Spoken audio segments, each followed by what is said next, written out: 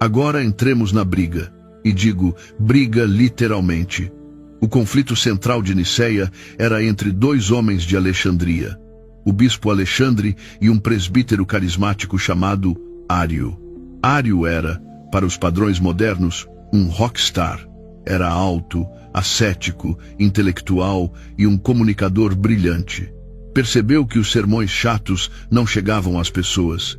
Então começou a compor canções cativantes com as suas ideias teológicas.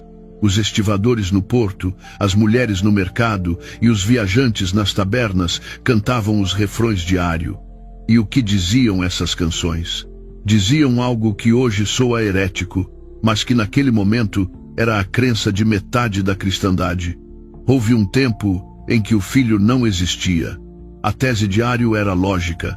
Se Jesus é o Filho de Deus, então teve que ter sido gerado. Se foi gerado, teve um princípio. E se teve um princípio, não é eterno como o Pai. Portanto, Jesus é a primeira e maior criação de Deus, mas não é o Deus Supremo. É um ser divino, sim, mas subordinado.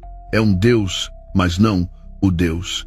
Esta ideia ressoava com a lógica grega e com muitos textos bíblicos onde Jesus diz: o Pai é maior do que eu. Mas para o bispo Alexandre e o seu jovem protegido Atanásio, isto era blasfêmia pura. Se Jesus não é plenamente Deus, argumentavam, então a sua morte na cruz não tem valor infinito e não pode salvar a humanidade. Para eles, Jesus tinha que ser coeterno e coigual ao Pai. A tensão na sala era irrespirável. Quando Ário se levantou para explicar a sua posição, os bispos do bando oposto taparam os ouvidos gritando blasfêmia para não ouvir. Alguns rasgaram as vestes em sinal de luto teatral. A discussão tornou-se tão violenta que, segundo uma tradição histórica persistente e deliciosa, Nicolau de Bari, sim, o homem que inspirou o Papai Noel, levantou-se do seu assento, cruzou a sala vermelho de raiva e deu um soco na cara de Ário no meio do concílio. Imagine essa imagem. O Papai Noel agredindo um herege na frente do imperador romano. Constantino, escandalizado pela falta de decoro, tirou de Nicolau as suas insígnias de bispo e prendeu-o, embora depois tenha sido readmitido. Isto dá-lhe uma ideia do nível de espiritualidade do evento. Não era um debate acadêmico. Era uma guerra de gangues com túnicas. Os seguidores de Ário, os arianos, pensavam que iam ganhar. Tinham lógica, tinham versículos e tinham popularidade. Mas subestimaram a manobra política dos seus oponentes.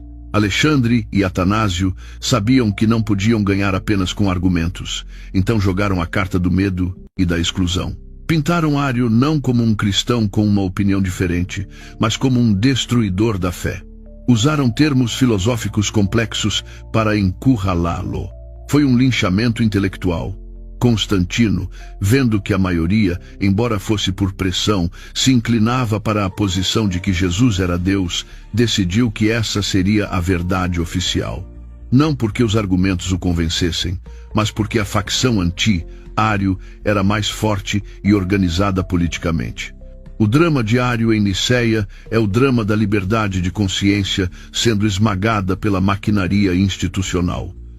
Ário representava um cristianismo mais racional, mais escalonado, mais compreensível. Os seus oponentes representavam o mistério, o paradoxo e o dogma absoluto. No final, Ário não só perdeu a votação, foi excomungado, exilado e os seus livros foram queimados. Mas o fascinante é que, embora tenha perdido em Niceia, a sua visão sobreviveu séculos, convertendo tribos inteiras como os godos e os vândalos ao cristianismo ariano. A heresia não morreu com um voto, mas naquele salão, sob os gritos dos bispos e o olhar de ferro de Constantino, estabeleceu-se o precedente de que a verdade se decide por maioria de votos e que o perdedor não só está errado, mas é um inimigo de Deus que merece ser agredido, silenciado e apagado.